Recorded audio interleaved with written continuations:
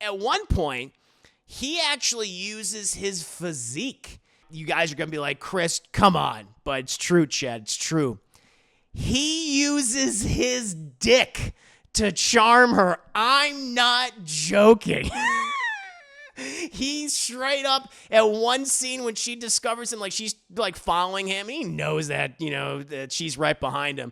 But he goes into this like this little pond where this ocean water's coming in. And it's like blocked off by all these rocks. And he goes in there, takes off his clothes. Like everything, all out there, right? Everything's hanging, Chad. Everything's dropped. He has all these gnarly scars on his, muscular body. And he goes in this water, and she grabs his lightsaber. He's like, "You get out of there!" And he's like, "Oh, hey, how you doing?" He's just being nice, just being a gentleman.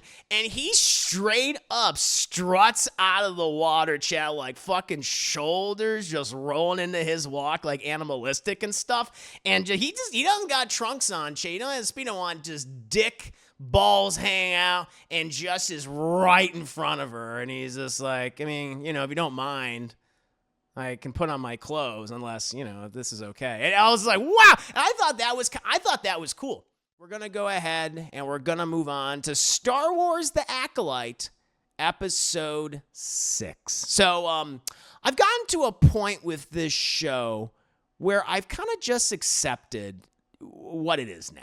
And what it's most likely going to be for the rest of the season, for the foreseeable future. Even though I've highlighted a number of things that I like, or at the very least are interesting in concept, whether it be, the time period, this show taking place 100 years before the events of Star Wars Episode 1 of Phantom Menace, with the Jedi supposedly at the height of their powers, of their order. I think that's cool. I think that's interesting. Or certain performances of a number of actors, like Manny Jacinto, who plays the character of Khmer, whatever his name is, and is revealed to be the Sith Master, or at least a Sith in this show at this point. And I want to continue to talk about his performance in this episode, because I actually think it's quite good, and he's bringing a lot to the role, even if the material itself isn't that great. He's doing kind of the rare thing where the actor actually elevates the material that they're given, which is which deserves praise. But at this point, with 2 episodes left now, so much of this series feels like a missed opportunity to either do something, intimate, mysterious, and dark, or something maybe a little bit of the opposite, something big, bombastic, and fun. And to me, it's the poor writing, the inconsistent characterization, and the lack of a unique vision, of a competent vision, that makes most of this show just really frustrating to watch for me. This episode, I think, it highlights everything that is good and bad about the Acolyte in terms of its characters and storytelling. There isn't any action in this episode for the most part, which many would highlight is probably the best aspect of the show so far, and I wouldn't argue against that. But at the same time, not complaining about that at all. I don't need lightsaber battles or blaster fights or what have you, fisticuffs of certain varieties, just every other episode, to sustain just my interest in a show. Like, I'm really enjoying House of the Dragon. There hasn't really been too many fight sequences. That's fine. I don't you don't need to have action to make an interesting program or movie. If anything, I just kind of want to focus on 3 particular storylines that are going on right now in The Acolyte, and why they're working or they're just not. And I'll start very positive. I want to start with the best. And the best thing about this show, at least so far, is Manny Jacinto, who is Khmer, who is the Sith, the worst kept, secret of this show. It's like, oh, you mean, the guy who's kind of saying weird, nefarious shit occasionally, like, oh, it turns out he's the villain. He's the Sith Lord or dark side user. I'm unfamiliar with his past work. However, out of everyone in this show, I think he's doing the best job with his character. He exudes charisma in pretty much every scene he's in. He's charming. He uses humor, but he also provides this darkness, throughout the series, and it's on full display within this episode. All the scenes that he gets, where we kind of have Osha. We'll get. Man, I don't know how the chronology and time and how people are jumping from planet to planet so easily, but then other characters have barely even left. That doesn't make any sense. I gotta be positive. Let me be positive at the top. But he has taken Osha to his, lair, his unknown planet in this little island, which is filled with that material that his helmet's made out of, kurtosis, I think which is from Legends. They do drop it. They do name it, which I do appreciate in this episode. He calls it out. He says, this is his abilities. This is what it can do. And it's like, okay, I'm glad they mentioned that at least, and they didn't just go, nah, I'm not going to mention it. Fuck it. Whatever. Got to keep moving on. Go. But she's come to this island, and she's seemingly not a prisoner, right? When she first sees him, it's almost as if he doesn't notice her. Clearly, he's aware of her and notices her. And he starts to work her. He starts to try to corrupt Osha using various means to get her on his side. Whether, after their brief confrontation or conversation, I should say. It's confrontational conversation. Twisting her words against her perceptions of things, memories of the Jedi. He's being positive about her, being very complimentary towards her, in such ways where the Jedi have not. It's that Sith dark side manipulation, and he's doing it very well. He's not Papa Palpatine. Nor do I want him to be. He's not, going good. Unlimited power. He's not doing that. Okay? He has his own ways of doing things. And even though maybe some of the dialogue he's given, I feel like he's elevating stuff. He's changing things up because he's an engaging character. And I like that this so much, at least a third of this episode, was focused on him. There's that charm. I mean, literally, at one point, he actually uses his physique. He uses his body, and he's fucking built. You guys are going to be like, Chris, come on. But it's true, Chad. It's true. He uses his dick to charm her. I'm not joking. He's straight up at one scene when she discovers him, like she's like following him. He knows that, that she's right behind him. But he goes into this this little pond where this ocean water's coming in. It's like blocked off by all these rocks, and he goes in there, takes off his clothes, everything. I mean, all out there, right? Everything's hanging, Chad. Everything's dropped. He has all these gnarly scars on his, muscular body. And he goes in this water, and she grabs his lightsaber. He's like, "You get out of there!" And he's like, "Oh, hey, how you doing?" He's just being nice. Just being a gentleman, and he straight up struts out of the water, Chad, like fucking shoulders just rolling into his walk, like animalistic and stuff. And he doesn't got trunks on, Chad. He doesn't have Speedo on, just dick balls hang out, and just is right in front of her. And he's just like, I mean, if you don't mind, I can put on my clothes unless if this is okay. And I was like, wow. And I thought that was cool. It's an interesting twist to the Sith Master, Sith Apprentice relationship. It's like, wow, he's using his sex appeal to try to attract her and try to corrupt her. I actually like that. That was actually, I just didn't expect that, especially from this show or really Star Wars. But I was like, oh shit, that felt like an Andor thing. It felt like a sequence out of Andor, like a power play. But it really worked for me. And the various scenes that he has in this episode, outside of that, the one thing that I will criticize about these scenes and sequences is that Osha, and the same thing with May, is that, again, their characterization is so inconsistent, and they're constantly changing their minds within such a short amount of time. It's like, May is just like, I want to kill a Jedi. I don't want to kill a Jedi. I want to kill a Jedi again. I don't want to kill him. I'm going to go ahead and give myself up and betray this guy, and then I'm going to go turn myself in. I'm going to try to kill a Jedi. It's like, make up your fucking... And the same thing with Osha. Clearly what they're setting up now is like, okay, well, Osha's going to be probably the Acolyte. She's going to be the one who's going to be turned. And May's the one who's possibly going to be saved. Like, that's what we can expect now at this point. But because there's such limited, because these episodes are just so short, and because they just haven't really laid the groundwork down to make all these turns, all these changes in the person's like perception of things, or just how they change their mind so quickly, it doesn't make any sense. It's just like I'm getting whiplash. Like, what? And they're constantly going back. They're contradicting themselves. And so I wish there was like more pushback of Osha, but by the end of the episode, she's like, this is kind of cool. Being God, this is a cool fucking helmet. She puts the helmet on. He's like, you want to try the helmet on? Like, I love it. He's like, the helmet's pretty cool. You could try it on. It's like, it's only you and the Force inside that thing, just here, put it on your head. And she puts it on, and she does her whole Darth Vader, voice. I'm like, she's fucking sold. She's all about it now at this point. And like, that is frustrating because I just wish, I mean, this episode, like this third of this episode is what the entire series should have been. It should have probably even like started here where this guy finds this girl. He's like, I see potential in you. She's like, why'd you kidnap me? He's just like, I know you're Force sensitive. I know you were a Jedi. They threw you out. That you were garbage to them. But I care. I can be there for you. And it's just like, that's how he's playing this. And I thought, man, if this had been like what it originally was supposed to be, I feel. It was supposed to be from the perspective of the dark side of the Sith. It was going to be their story and how they view the world and the galaxy and the universe. I was like, oh, okay.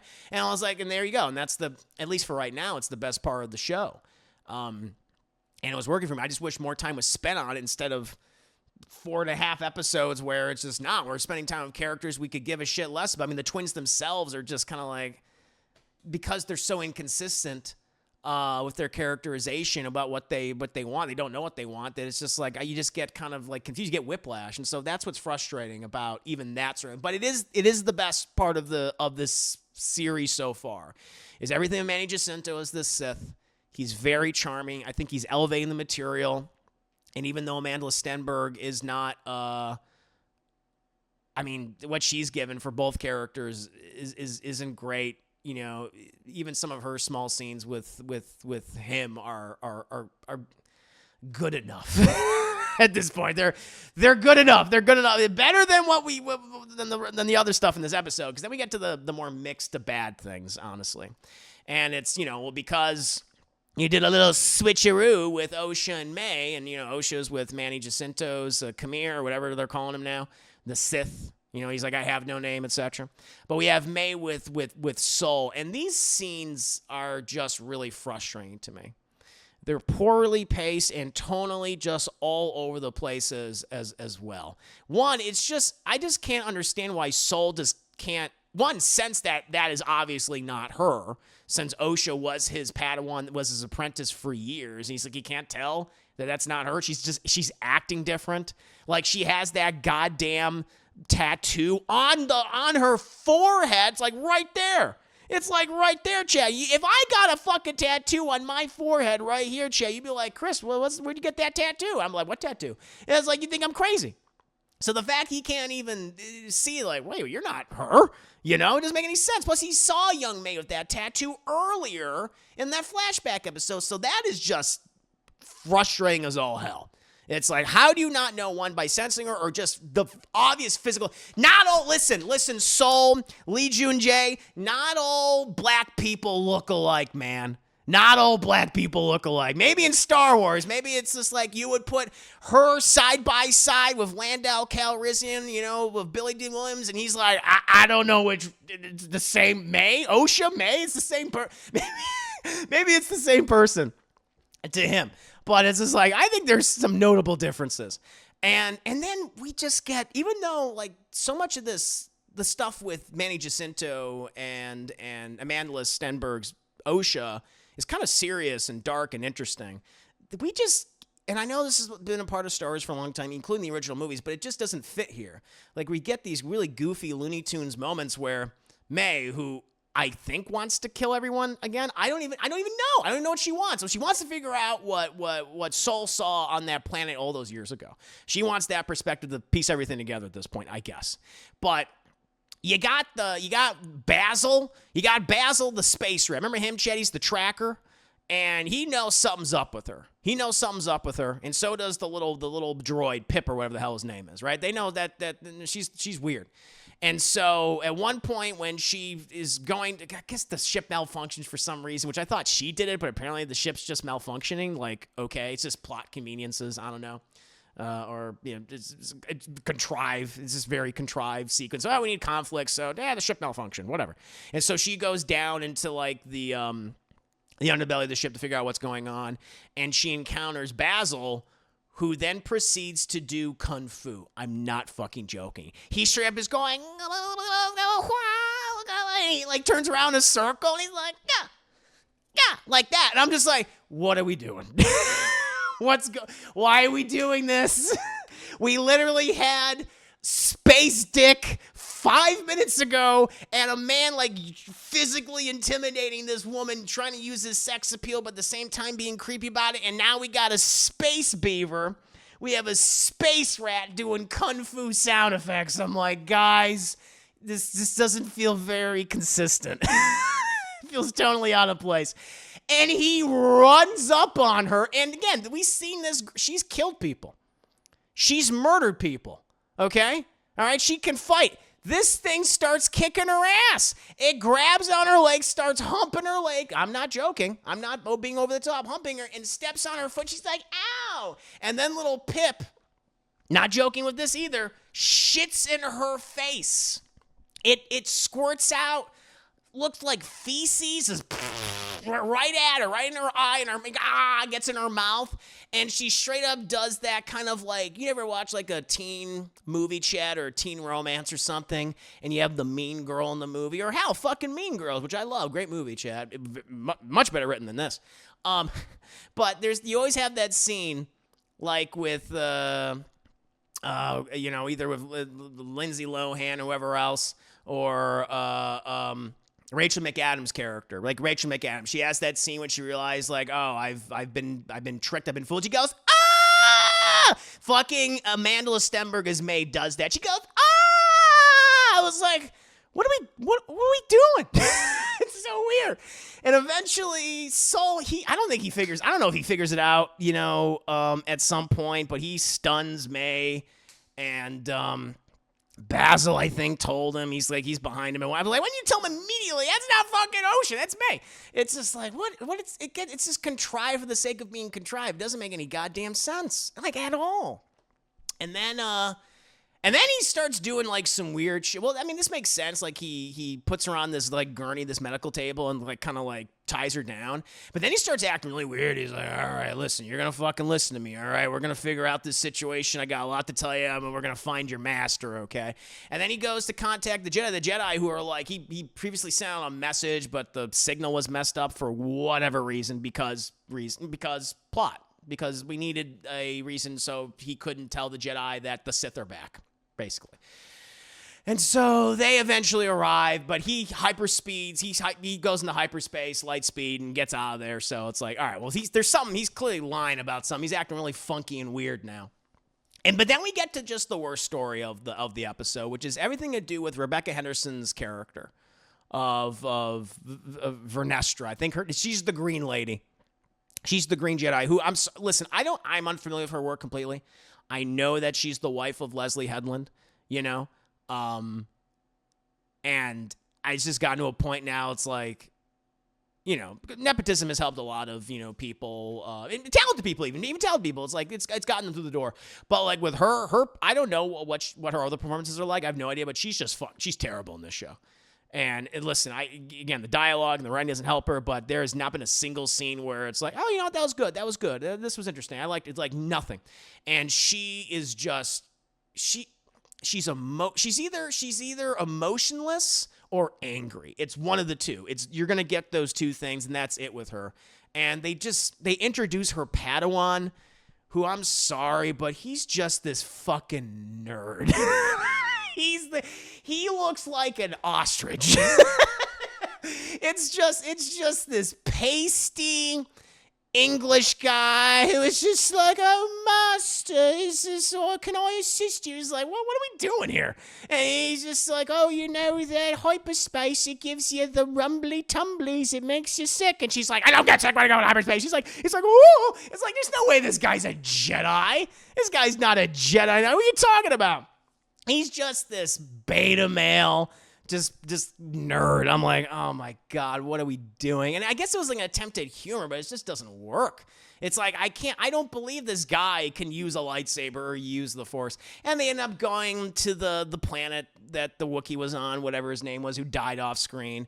And they find this doesn't make any sense. They just know exactly where to go.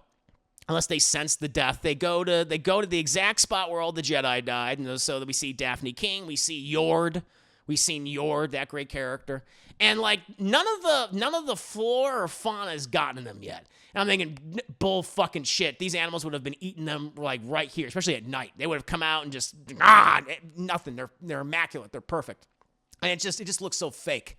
And this part, I was like, what are we doing? Oh, she has a lightsaber whip, too. She has that scene in the trailer. It was like, whoa, lightsaber whip. That's going to be cool. She uses it once to fight off one of the roly-polies, and that's it. It's like, okay. But then we get to this moment where it's like, oh, this is how they're going to get around the Jedi not knowing the Sith are back. Because they don't know, all they know is that all the Jedi died, and that's it. Right, but then Rebecca Henderson's Vanestra is like, Padawan, what do you sense? What do you sense? Tell me what happened here. And he's like, okay. They engage with an opponent who is very powerful. They were overwhelmed. They used a great force, the Force even. And they all died by lightsaber wounds. It was Master Soul. He killed them. And I'm just like, what? He's like, yep, he sure as shit did it. Why would Master Soul do that? Everyone's like, yeah, Master Soul, he fucking went off the deep end and he just fucking snapped. He even says, like, why would he snap? And Master's like, I don't know, maybe. He's just like, what do you mean maybe? It doesn't make any sense. I was like, what? So so that's what they're going to do. So to cover all this up, they're going to have it where he lost his mind. They're going to find it with May where he's acting all fucking erratic and crazy, and they'll have to put him down. That's what it's going to be. And then May will be like, man, maybe she'll die too. But then Osha will be corrupted by, Manny Jacinto, and she'll be the Acolyte, I think. Now, if the series wants to prove me wrong, please do so, please. But I feel like that's what we're leading up to now at this point. It just feels kind of the writing has been so obvious for this entire series. Including the reveal of like who the Sith is, which I'm sure he has a master. I'm sure there's another thing they're gonna drop. I think it might be one of the witches or something. Like there's still stuff at Brandok, I don't forget what the name of the planet is. The witch planet, the witch commune planet. That's gonna be revealed, sure, but it's just like, okay. But again, I'm at a point now. Listen, there are people that are really enjoying this show. And keep enjoying. I'm not going to take that. I'm not here to take that away from you. Like what you like, dislike what you dislike, as I always like to say. Just, don't be a fucking dick about it. I feel like we adhere to that here in this community, which is awesome. Excuse me, I'm burping. I'm belchy. I'm a gassy boy. But, man. I mean, this episode just highlights everything that I like about the show that I think is working. All the stuff I don't think is working. And the stuff that is working is everything to do with, like, the Sith and the corruption. Like, that's interesting. That's cool. I want to learn more about that. This character is like, okay, I'm finally really, really vibing with this character, what Manny Jacinto is doing, how he's elevating this material. But then everything else is either like a really mixed bag or is just so contrived and inconsistent and just really frustrating. And I feel like that's just what the show is going to be. And so there's not going to, people are like, maybe it's going to turn around in the last half. And I was like, we only got 2 episodes left now. And I don't know if this is going to be get another season. This is going to be a multi-season show. I just don't know. I don't know what the ratings are like. I mean, I guess we'll inevitably see in time, but I don't know. It's like there was a kernel of a good idea here, but for whatever reason, they decide to focus their attention elsewhere. And I think it hurt the show. And it's just not all written that well. And that's what's sad. That's what's sad. But that's my opinions on the Acolyte right now. I'll continue watching. I'm this deep in, so I'm just gonna watch episode 7. I'll watch episode 8, and then I'll wrap it up with you guys, and we'll go from there. Next big Star Wars show is Star Wars Skeleton Crew, which is kind of like Goonies Star Wars, which is like, okay, we'll see about that. But Andor's the one thing I'm looking forward to. That's it. Like Star Wars, you know, I'm not even mad. I'm really not even mad anymore. I'm not mad about Star Wars. I'm not. I'm just kind of apathetic. Like, I'm always going to have my love for the original trilogy. I want to watch those movies with you guys someday for Watch Party. I think that'd be really great. You know, I would like the books and stuff and like the video games. Like, oh, that's really fun. And yeah, and then some of the more recent movies like Rogue One, I think is great. Loved Andor, but you know, it's just gotten to that point now, and some of the animated stuff too, of course. But yeah, just for how it's just being handled, it's made me apathetic, which is probably the worst thing. I think that's could possibly be even worse than being mad. And yeah, it's sad. It's sad. But, you know, maybe they'll make something good. I'll check it out. I'll review it. But I just don't have that excitement. I'm just disappointed. I'm not mad. I'm just disappointed. Yep. Agreed. What about you guys? What do you think of the Acolyte so far? Are you more on my side of things where, hey, I'm not even hating. I'm just critiquing, but I'm pointing out the things I like. I don't think it's all just a wash, like it's just trash across the board. It's like, no, there's some things I think are interesting that are good, but there's a lot of stuff that's just not working. Or do you just downright hate it? Let me know, as always. 5 minutes later. Good to have you. You're doing happy tappy Dono dance, heart hands, welcome. Good to see you. I couldn't believe that he pulled his dick out, though. That was like, okay. He did have unlimited power. Yeah, he did. It's like, here's my unlimited power. He decided to use his other lightsaber. So his dick leads the dark side. Yes.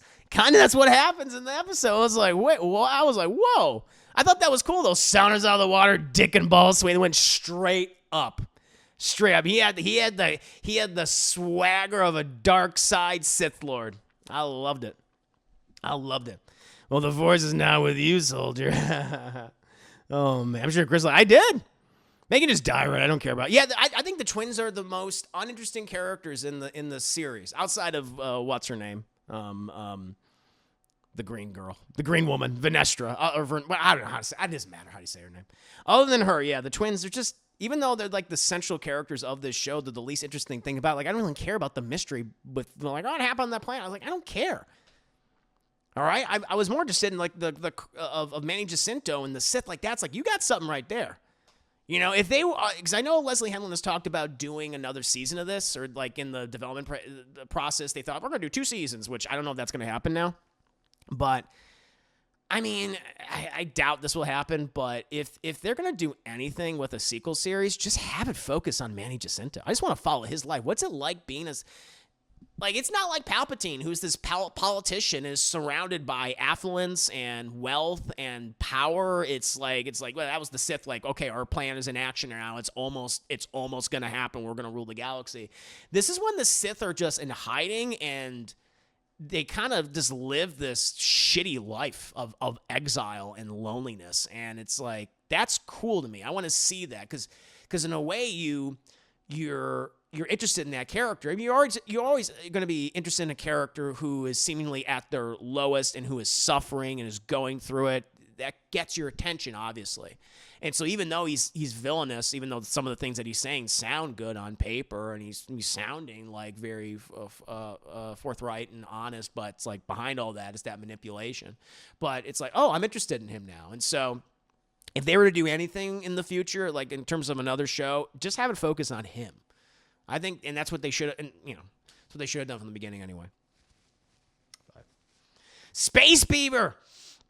Yeah, Christos is back. They drop it. They name drop it. Hershey squirts in my Star Wars. Yeah, straight up Hershey squirts. She's like, just like Regina George, Rachel McAdams' character from Mean Girls. I was like, what are we fucking doing? Oh, man. Somebody needs to tell me in the planet Star Wars where all the British people come from. They actually, I think it's Coruscant. I think that's like a Coruscant accent. Yeah. Yeah, he's like Napoleon Dynamite. He's just like, oh, my fucking tater tots. He just has that vibe. It's like, what is this? So weird. Just imagine him using his dick like a lightsaber whip and then gave me the giggles. Yeah. That would be mad. He should have done that. He was like, you want to see what my other lightsaber can do? I mean, he was like right on top of her too. Like he was using everything in his at his disposal, and that was interesting to use his body to intimidate her, but I think to also infatuate her, because he's like, I know I look fucking great. I know I look badass. He's like, yeah, I know I got a big dick. He like straight. I was like, that's interesting. Yeah, it's crazy. Like when you see that on paper, it's like, huh? But it worked in the scene itself. He sold it because he has that charisma. I don't, but I don't know. Was probably going to show up. I probably not in this because he wouldn't have been. I mean, well, I say he wasn't born yet, but he might be for all we know. Again, this is Disney's wise Star Wars novel because they still don't want to tap in all those years of material there have been for Star Wars content because other than Andor, they don't want to get. Yeah, that's a shame. They should have just adapted all these books. I mean, make the changes when you feel like you need to make them if there's a good fucking reason for it. But yeah, they should just adapted that material. It's disappointing. I'm not even mad now. I'm just like, this is the way it is, Once you just kind of accept it, and I feel like I'm being very reasonable. I think I'm being very reasonable with my criticisms and my approach to this show, just saying, hey, I feel like this is working, and I feel like these things are not. I think it's being very sensible. But, yeah. A real fast bender on that one. Mm-hmm, yeah. We'll end it on that one. We'll end it on that note. Oh, my Lord.